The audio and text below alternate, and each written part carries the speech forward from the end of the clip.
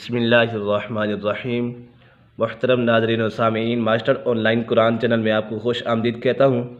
آج کی اس ویڈیو میں ہم آپ کو سورۃ الانشراح تجوید کے ساتھ پڑھائیں گے۔ اگر آپ ہمارے اس چینل پر نئے ہیں تو چینل کو سبسکرائب ضرور کریں اور گھنٹی کے بیل آئیکن کو بھی ضرور دبائیں تاکہ اس طرح کی مزید ویڈیوز آپ کو ملتی رہیں۔ بسم اللہ الرحمن الرحیم۔ أَلَمْ نَشْرَحْ لَكَ صَدْرَكَ۔ علم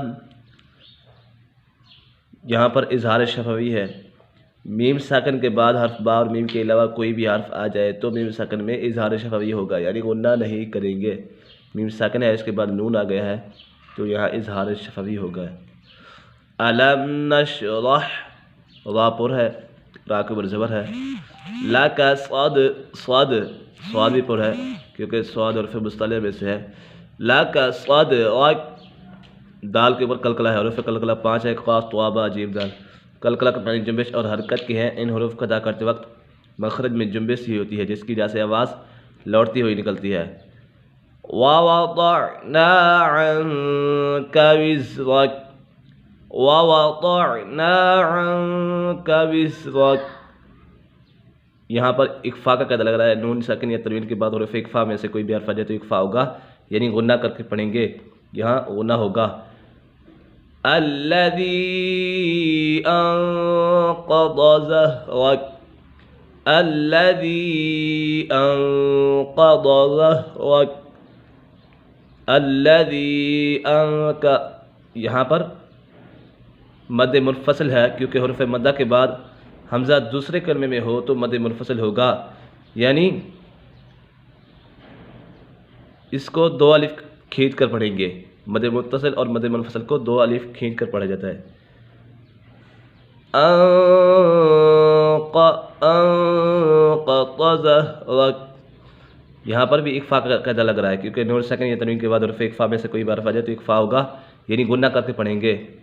قاف بھی پر ہے اور ضاد بھی پر ہے اور یہ ظا بھی پر ہے کیونکہ یہ تین حروف مستعلیٰ میں سے ہے۔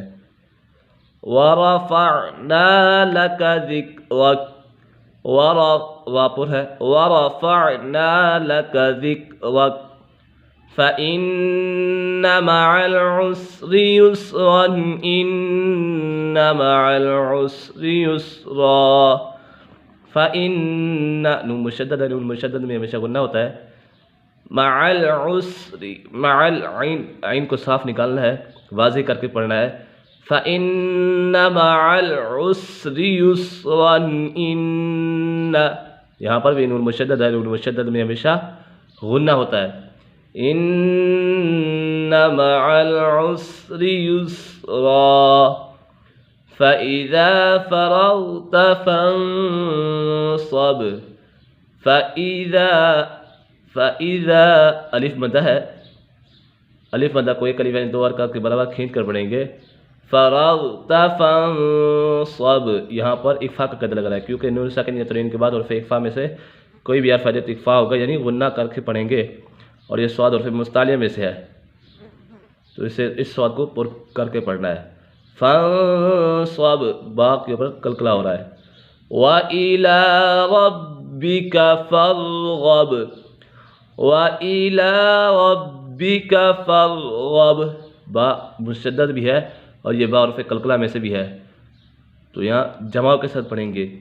فَارْغَب، غین حرف مستعلیٰ میں سے ہے اور با کے اوپر قلقلہ ہو رہا ہے۔ حرف قلقلہ 5 ہیں، قاف طا با جیم اور دال۔ ایک مرتبہ اس قرآن کے ساتھ پڑھ لیتے ہیں۔ بسم اللہ الرحمن الرحیم۔ أَلَمْ نَشْرَحْ لَكَ صَدْرَكَ، وَوَضَعْنَا عَنْكَ وِزْرَكَ الَّذِي أَنقَضَ ظَهْرَكَ، وَرَفَعْنَا لَكَ ذِكْرَكَ فَإِنَّ مَعَ الْعُسْرِ يُسْرًا، إِنَّ مَعَ الْعُسْرِ يُسْرًا فَإِذَا فَرَغْتَ فَانصَبْ، وَإِلَىٰ رَبِّكَ فَارْغَب۔ صدق اللہ العظیم۔